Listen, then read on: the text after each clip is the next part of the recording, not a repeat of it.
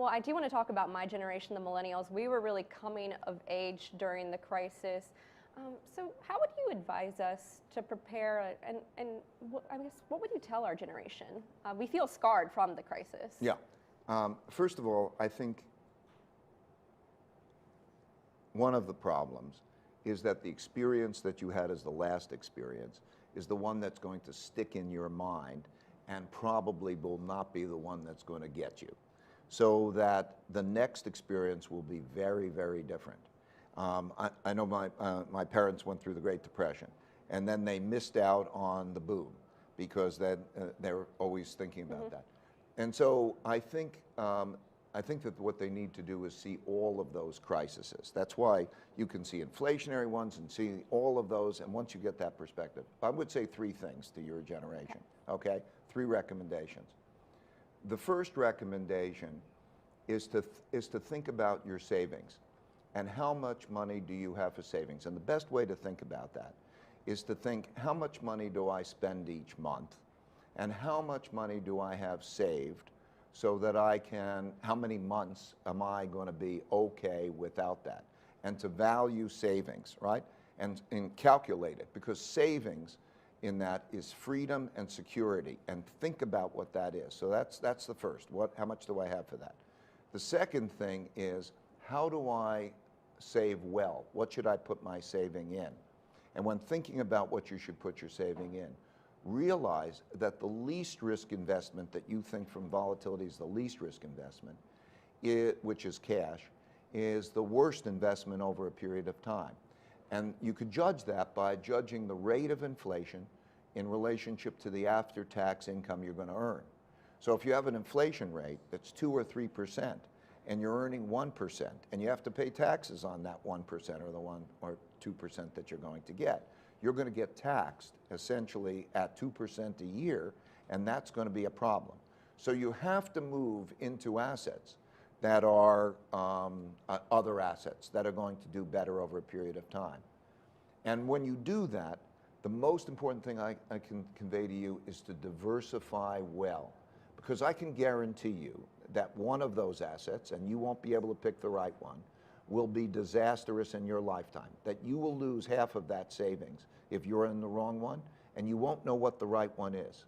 And so pick different countries, pick different asset classes, and I could probably take too long explaining how you might do that. But so that would be the second thing to learn. First thing is think about how to save. Be cautious about debt.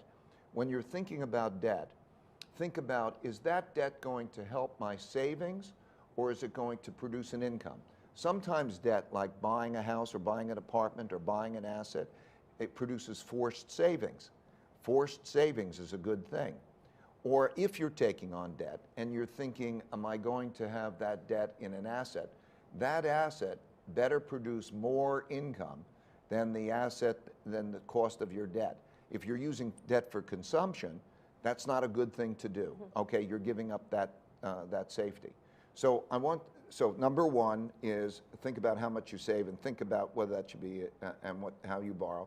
Number two, make sure that you think about the diversification of that, not in cash. And number three, do the opposite of what your instincts are. If you're going to play the game, it has to be the opposite of what your instincts and the crowd says, because the market reflects the crowd. So you want to buy when no one wants to buy, and you want to sell when no one wants to sell, right?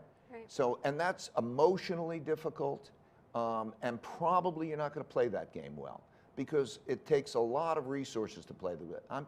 We spend hundreds of millions of dollars each year to try to play that game well, and it's a tough game to play well. So I would caution you about the market timing game, but I would say that if you're going to do it in the ways that are uncomfortable, because they're opposite your instincts.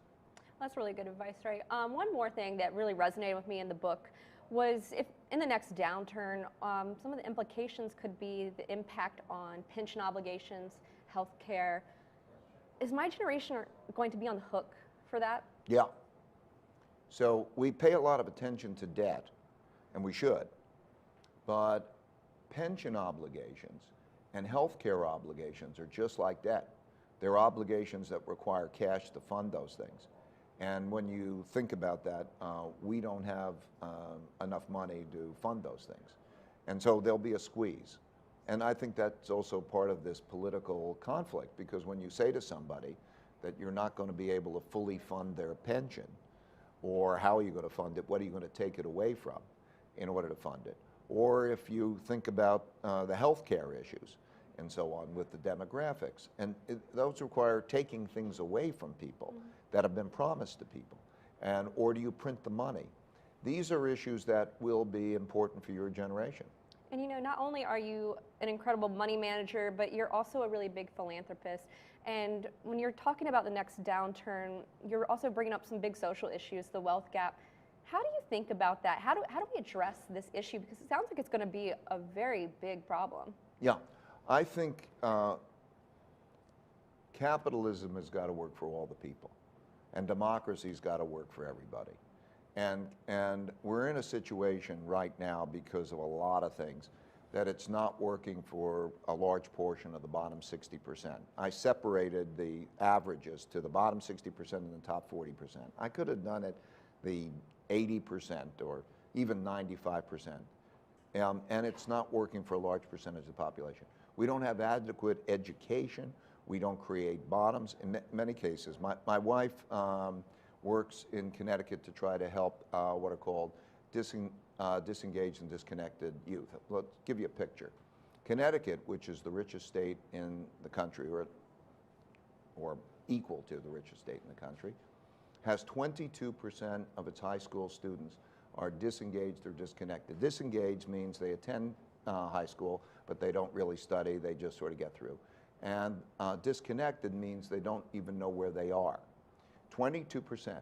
Now, those students, those people are going to be on the street. That's a problem.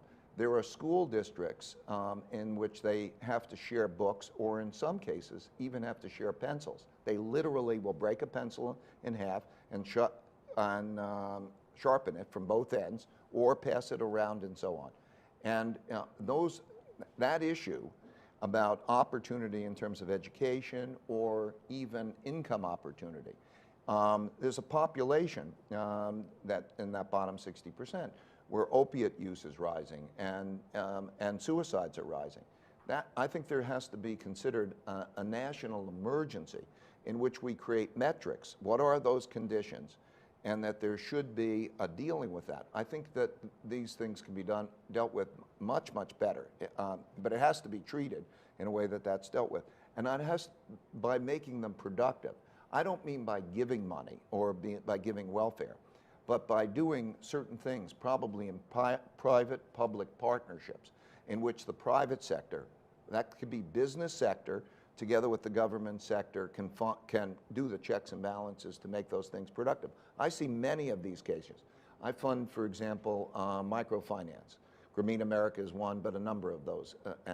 And the capacity to lend somebody $1,000 and get paid back, not 99%, 98% payback rates. And that $1,000 can create the purchase of a rug cleaning piece of equipment, and that person's in business to be able to be productive.